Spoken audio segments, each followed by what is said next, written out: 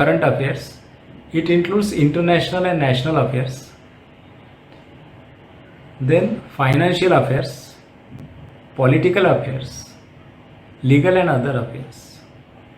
So these things are covered in the subject of current affairs. International bodies: ASEAN, BRICS, SAARC, G20. G20, we are very much aware of it, about the recent development about G20 conference, and we will go in deep. We will study the all these international bodies. Then organizations like RBI, NABARD. RBI is there, Reserve Bank of India, Bankers Bank, Government's Bank. NABARD is there for agri related things. CCI is there, Competition Commission of India. IBPI is there, Insolvency and Bankruptcy Board of India. IMF is there, International Monetary Fund. OECD is there, ADB is there, World Bank. These are the institutions, organizations, and summits and conferences. So then business personalities and leaders, books and their author, sports, language, awards and honors, art and culture. So this is covered under international and national affairs topic. Second topic is financial affairs.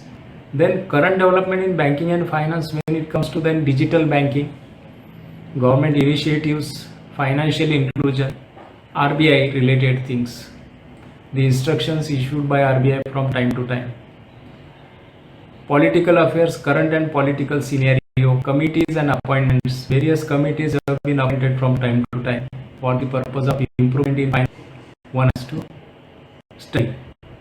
Then current affairs related to CS Institute, profession and regulatory bodies, current updates on environment, biodiversity, climate change and sustainable development.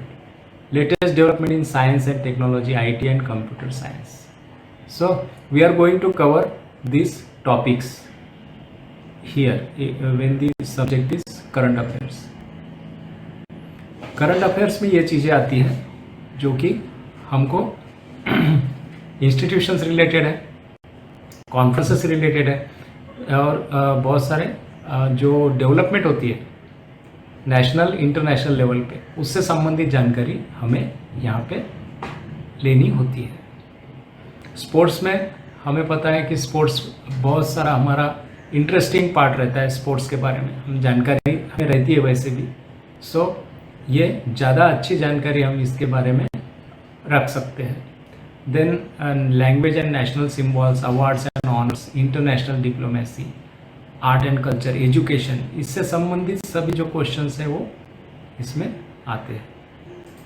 तो जैसे कि अभी हमने ये syllabus देखा है, इसमें जब हम इंटरनेशनल बॉडीज़ पे हम जाएंगे, जो बॉडीज़ है करंट अफेयर्स के अंदर जो भी है, जो अभी हमने पढ़ा है, सो हम लोग इसके बारे में ये जानेंगे कि IMF क्या है, इंटरनेशनल मॉनेटरी फंड है, वो कब हुआ, कैसे हुआ, कितनी कंट्रीज़ उसकी मेंबर्स हैं. सो ये IMF के बारे में हो गया. देन एशियन डेवलपमेंट बैंक के बारे में हम जानकारी देंगे. इसके बाद है association of south east Asian nation, Asian जो कहा जाता है जिसे, उसके कितने कंट्रीज़ हैं, वो कब फॉर्म हुआ था.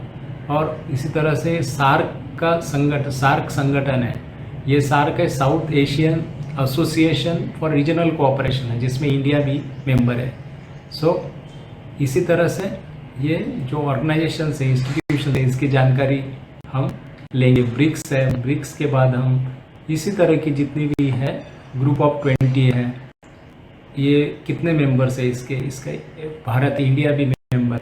तो हमने अभी क्या किया, इस साल हम क्या उसके बारे में करने जा रहे हैं, ये सब हम जानकारी इसके बारे में लेंगे. और 18th मीटिंग जो हुई थी G20 की, वो इंडिया में हुई थी 2023 में, होना है 2023 में होना है. जो लास्ट मीटिंग हुई वो इंडोनेशिया में बाली में हुई है 70 मीटिंग. 18th मीटिंग इंडिया में 2023 होगी. सो नेशनल बॉडीज़ में नीति आयोग जो प्लानिंग कमीशन था पहले, वो रिप्लेस करके नीति आयोग बनाया और उसके बारे में, उसके ऑब्जेक्टिव्स और उसके फंक्शंस के बारे में है. कंपटीशन कमीशन ऑफ इंडिया भी काफ़ी महत्वपूर्ण रोल अदा कर रहा है, काफ़ी महत्वपूर्ण उसका रोल है। तो वो कंपटीशन एक्ट के अंदर में कंपटीशन कमीशन ऑफ इंडिया स्थापना की गई है। इसी तरह फाइनेंशियल एक्टिविटीज़ और उसके फंक्शंस में मॉनिटरी अथॉरिटी है, it acts as a monetary authority, it manages foreign exchange, currency issue होता है। And then SEBI is there, SEBI का भी रोल बहुत इंपॉर्टेंट रोल है। सेबी का भी, सेबी वो 1992 से सेबी ऑपरेशन में आया है। SEBI is there in operation.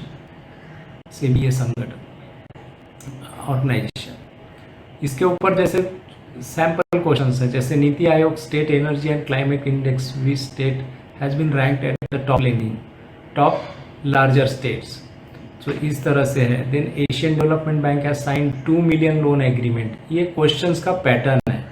Who has become the fifth chief justice of India, ये है football related, cricket related. So this is all, मैंने ये सैम्पल क्वेश्चंस यहाँ रखे हैं और इसी तरह से इसका ये इंट्रोडक्टरी पार्ट है जो कि हम इसमें we are going to study it. Okay, thank you very much. So there are 4 subjects जिनके बारे में हमने जानकारी अभी ली है।